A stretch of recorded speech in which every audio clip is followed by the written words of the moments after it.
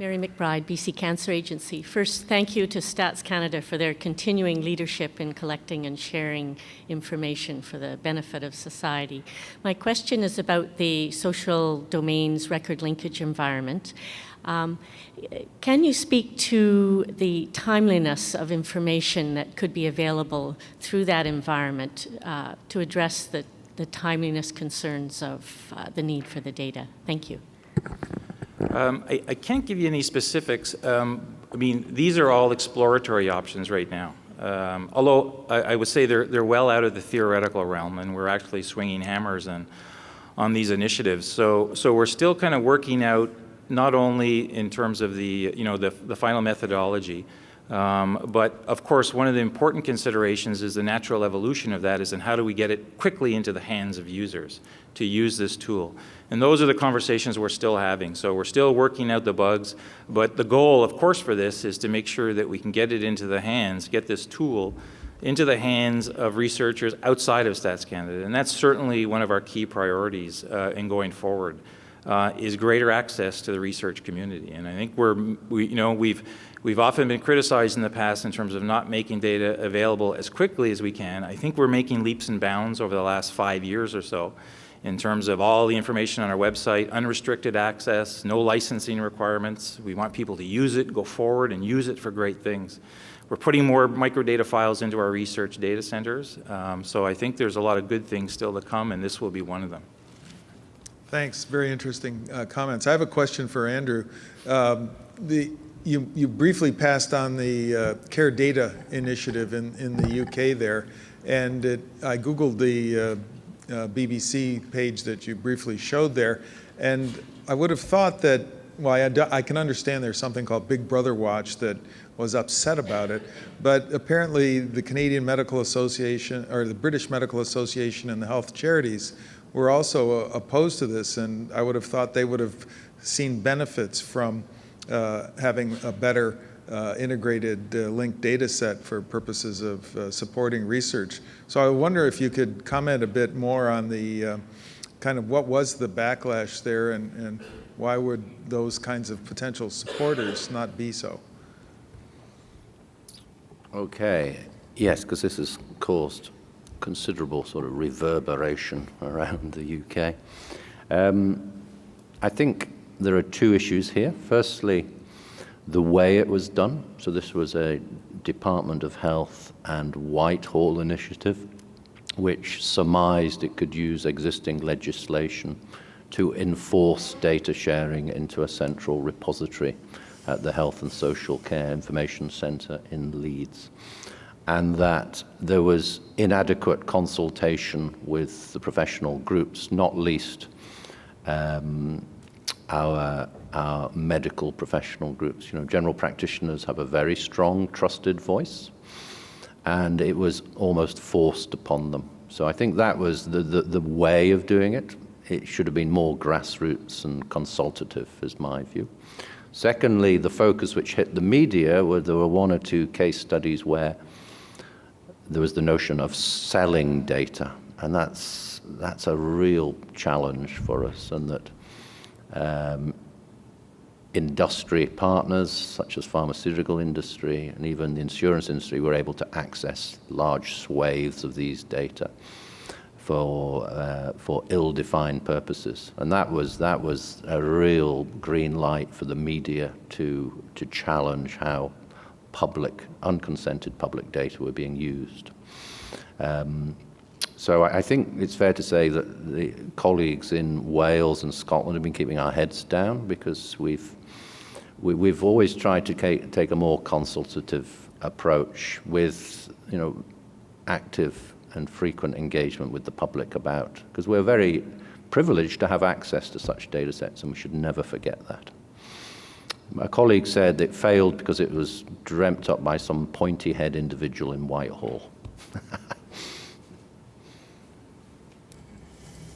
Okay, yes.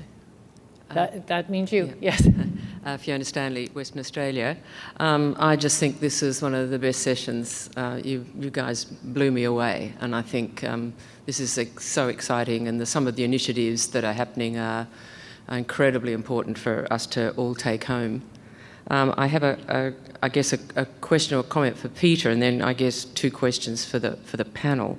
And the first is that, I mean, you talked about, very excitingly, about using administrative data in terms of replacing the traditional census, and whether you think this in fact might improve quite markedly the administrative data, both for access and for use. Will I go on with the comments for the questions for the panel as well? The other questions for the panel about the outstanding consumer and general public engagement that Andrew outlined, and I guess comments as to how the other 2 speakers feel that's important. I think this is absolutely key to the success of even what you've just been talking about in relation to acceptance and participation by the public. And the other question relates to, I've always thought that federation in Australia was our greatest barrier to health, but in fact there are probably some advantages in comparisons across jurisdictions, and whether in Nordforsk and in the UK and across Canada and the provinces, there are fantastic opportunities for the way that there are different policies in different jurisdictions, with the ability with this data that's now going to be available across these jurisdictions to look at those differences and look at best practice and look at different ways of doing things. So we started to do this a little bit in Australia, but maybe that's something the panel could comment on. Okay, who wants to start? Well, maybe I'll address your first question. Moving to an administrative-based approach as a replacement for the census, I think it would offer huge opportunities. I think it's certainly something the national statistical system in Canada would love to embrace. So I think we have institutional support for it, but it requires much more than that in order to get to the end point. That requires government support, public opinion support.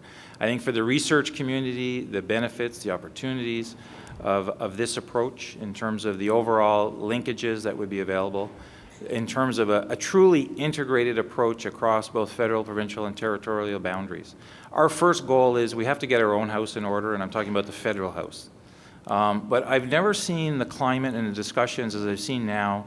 The planets are truly aligning in terms of there's a realization that we have to make access to information that's already been collected, that individuals have already provided, and to use it collectively. And then I think the next wave is, of course, we have to transcend that across different provincial and territorial boundaries. We have huge successes around that already, but there are files that we need. And I think the onus is on us to demonstrate to our stakeholders the benefits of getting this information together. And I think so the first thing we need to do is have some low-lying successes in terms of this kind, and we're already working on it. Every time I talk about some of the projects we're working on, in a room of deputy ministers in Canada, their arms go up so fast in terms of, I have something I really want you to consider into the model.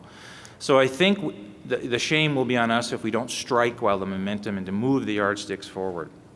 Now, moving forward on an administrative survey, unfortunately, I think its success will be dependent on the fact that it has to be as good or better than the traditional census, because there's too much money transferred based on it. And so the due diligence on us as an organization would be to demonstrate to the provinces and territories and to other key stakeholders that the methodology we're employing, as I said, is as good or better than the approach we take right now. It's a very sensitive issue around population counts, the provinces. It's how they get their transfers. As I said, $60 billion a year to support health, education, infrastructure. So we would have to make sure whether if we make a final recommendation for the 2021 census or beyond, that we're going to adopt this approach, that we have a convincing argument that in fact we have built as good or a better mousetrap. Andrew, did you want to comment? I think the question was for all of you. I do think this is really important. And 3 general comments is that I think in the past it's been paid lip service to be honest. And what we're keen to see in the UK, it's embedded within the research and it's well articulated and it's managed as an active research program of equal importance as the science. And I think we're fortunate that the funders have been increasingly willing to fund it, which is important. And that research program has to be structured, multifaceted, and meaningful, so that the results can feed back into how both the function of record linkage plus the results are articulated. Secondly, I think the scientific community, we're duty bound to get on the front foot more in terms of communication. We're not good at it. The public communication of science. We often see the end point, hopefully, as being the science paper or the New England Journal paper. Whereas I think we should go further and always ensure that we describe the impact in lay terms, because it's about the benefits, it's risk-benefit. And if we can have a battalion of case studies which clearly articulate the benefit of this type of work, it puts you in a much greater, much easier position. So the MRC actually are coordinating this. We're trying to get, I would like hundreds of little case studies of where this work has provided value in lay terms. And the third thing is it's about interdisciplinary, so it requires working with ethicists, experts in the legal community, social scientists. They know how to engage the public in varying ways, which we don't. So I think those are the three things. But it's our biggest risk. Care.data, great illustration of, it was discussed at Prime Minister's question time 3 weeks in a row. So it was at the height of government. Data linkage. Who would have ever thought of that? So. Public engagement. I think that in Nordic countries it's not so difficult in the sense that there is less, as I mentioned, in general, trust on science, and it is people are they are interested in it. They want to contribute also. And especially this one example I explained, this Nordic Trial Alliance, in that we try to have the patient organizations, they are involved, and of course this is one possibility to really work together with them. And what comes to your other comment, I mean, how difficult or easy it is difficult, but for example, in our registry case, we have been even able to get these bureaus of statistics to come together from different Nordic countries and to discuss what they could really do and how to open up the national registries and to help the research. And so this is the work which has started now, and we hope that it will continue. And what comes to the politicians, Nordic Council of Ministers, it means the Nordic ministers, cooperative ministers and Nordic parliamentarists, they have been discussed, and they see that all the research, what comes to the health and welfare, and including this registry-based research, is important. So there is a support also from the Nordic policy level. So quite a good opportunity now to just try to go on and try to get as much as, at the moment, it seems a window of opportunity. Okay, so the gentleman at the mic right here. Thank you. Alistair Leyland from Glasgow. Thank you all for a wonderful session. In the UK, the one data source that we're really missing that's critical for inequalities research is income. How can we learn from the Nordic experience and encourage people to share data on income? So my understanding, where's David Ford? He might be able to help me here. So my understanding of HMRC data in the UK is that we need a change in law to allow the HMRC to share it. And there was a data sharing bill which was scheduled to go through Parliament at the end of this year, sponsored by the Cabinet Office. But because of care.data, that has now been put on hold. So there's evidence of an impact of this recent discussion. So I would welcome comment from the Nordic countries on how comfortable people are in sharing tax return information, and how do you actually go about, how public is that sharing? I'm not quite sure whether I understand and if I'm the right person to answer this, but if it is a question how the public is taking this, as I already mentioned earlier, I think that in general, if the publicly funded research and also the data, I mean, what has been collected, it's in general the attitude is really that it should be used. But of course, it's a delicate question also how to do that, and I don't know whether this is really the answer of the. Okay, Nancy. Hi, I'm Nancy with Population Data BC. First, it might be worth making a quick clarification. And Riitta, if you could confirm or deny, but my understanding is that when you say registry-based research, the terminology we use, at least in Canada, is administrative data. That, as opposed to here, when we say registries, they're generally disease-specific identification of people who have a certain disease. Of course, we have both the administrative registries based on administrative purposes. I mean, the general statistics. I mean, and in our case, what we talk about the registry-based research and how we would like to do the linkage or support the linkage studies is of course it's not only the social registries but educational registries or labor or everything with the health registries, and these of course there are a lot of data on survey-based, I mean, and that's what your first question was about the consent, I assume. Of course, in that case, you really need to have it's legally regulated. Thank you. I'll try to be clear with my second question. Yeah. So you've all three referenced the need for legislative reform or adjustments.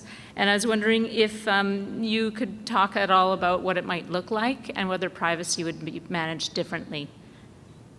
Well, in any of the approaches that I talked about, certainly around the census would require, without a doubt, legislative changes to the Tax Act, potentially to the Constitution, to the Statistics Act. So, for example, and we are starting organizational conversations right now about what, if we were to open up the Statistics Act, what would be some of the things that we would consider that we'd like to move forward. I learned, years ago from Ivan Felegi that there's always a risk when an organization opens up its legislation as well, because legislation goes before parliamentary committees, and you have discussions, and you may have things added to your act that you really wasn't in your radar for consideration. So it's a risk. But we are just embarking on those conversations about, so for example, in order to get more data into our research data centers, more administrative data sets into our research data centers, could we have changes to our act that would allow us to bring in data not under the Statistics Act? Because that's often a prohibitive factor for organizations in deciding to give us access to administrative data if it comes in under the Stats Act. In many cases, it's a huge benefit in terms of the protection provided by the Stats Act. But there are those who see it as prohibitive in terms of the restrictions they feel in terms of getting access to this information. So we are looking at a number of different things, legislative changes across different federal government departments that would require to increase access, to move into new directions, such as I described about the census. But we are just starting the conversations around this. How would we define a researcher? Do they have to be deemed employees of Stats Canada in order to access a file? So these are all clarifications around administrative. There's no reference in this specific reference in the Stats Act. It's very broad about accessing. It doesn't mention administrative data files. We would like a specific reference in there about accessing administrative files at all levels of government. So I'm not a lawyer, but at times I think I am one, actually. This has been a subject of intense discussion. My conclusion is that legislation isn't always the answer. This is a very complex area. One of our lords described it as weaving your way through a thicket, because there are multiple laws and professional guidelines. At the last count, it's over 15, which actually impact upon data sharing. For example, human rights legislation, which is European. Then at the countrywide level, there's the common law of confidentiality. Again, at EU level, and there might be a new data protection regulation. Then we've got all our professional guidelines, such as the General Medical Council and other such. So it's very complex. So legislation is if it adds complexity, it might not achieve what you hope it will do. And I think the fact that we've got differential approach in the UK, for example, in England they've got Section 251, which entitles the Secretary of State to do what he likes with the data, whereas we don't have that in Scotland. Yet the care.data debacle happened despite that legislation being in place. So the approach we've taken is one of recognizing it's a complex area, but coming up with guidelines and best practice of how data sharing should take place, and to try to weave that into practical data sharing arrangements. I know Neha Sethi's here. She may wish to comment because she's really a much better expert on this than I am. Yes, I'm not an expert in this field either, but if I understood this data protection package, what is going on at the European level, it has both the data protection part and also how the sharing of data should be organized. And of course, it is the wish that it should be used to harmonize the whole data protection issues and sharing of data all over Europe.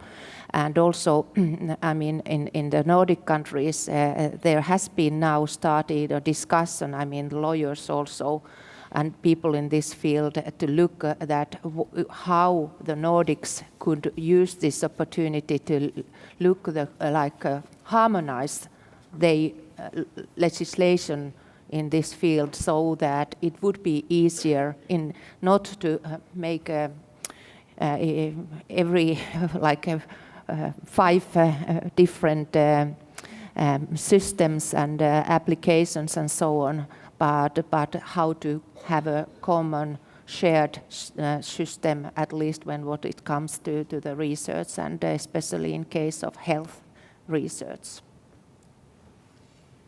Okay, I know, David, you're patiently waiting for the final word at the mic there, so over to you. Final question. So it's David Ford here, as Deputy Director of the Fire Institute at Swansea, and now, thanks to Andrew, renowned panda lover. So my question really was about, to Riitta, about that very issue. There is an elephant in our room in Europe, which is pending legislation, which essentially, if it gets carried through in the way in which it currently is drafted, will end everything that we do. And I was going to say that why we really focus on you so much, Riitta, is we're incredibly envious of the Nordics countries' attitude towards sharing public data and the public acceptability of that. And I think, as I understand it, this must threaten very much the way that the Nordic countries have dealt with administrative data for so many years. And that must be scary. So I was going to ask you to comment on that. But I suppose I was also going to ask all of you to comment on the fact that the reason that legislation is being enacted or proposed in Europe is because of the indiscretions of organizations like Google and the NSA doing things perhaps completely different from what we propose to do with data, but nevertheless from a public perspective, creating circumstances where public need to be protected. And I'm just wondering whether these two different sort of juggernauts happening at the same time are going to make our lives very difficult in the future.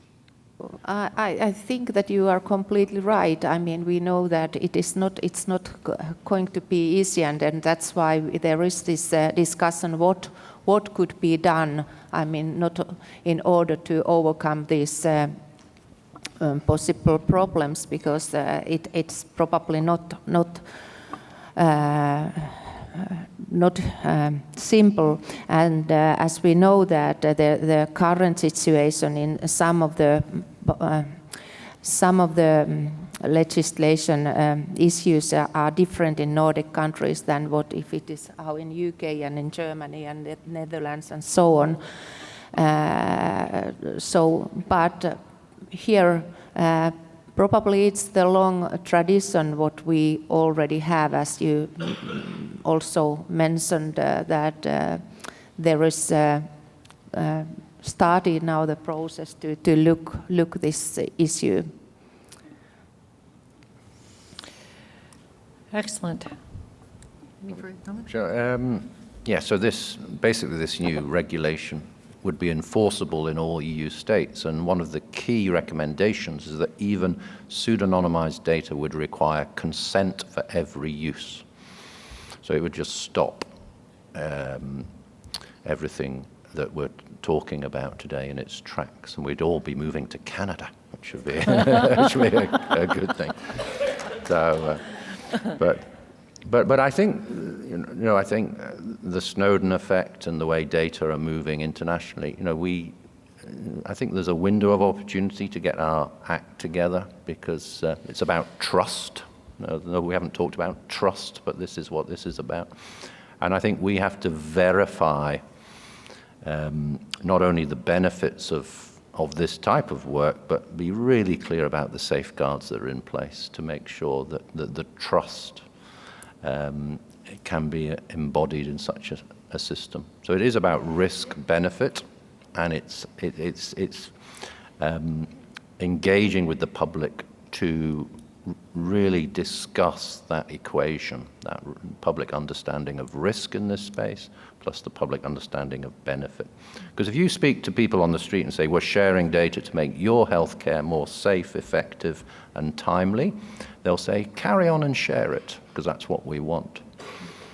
But if you engage, if the stories say, well, we're taking all your data and selling it to a big pharmaceutical company in the United States, then the response is very different, as it should be.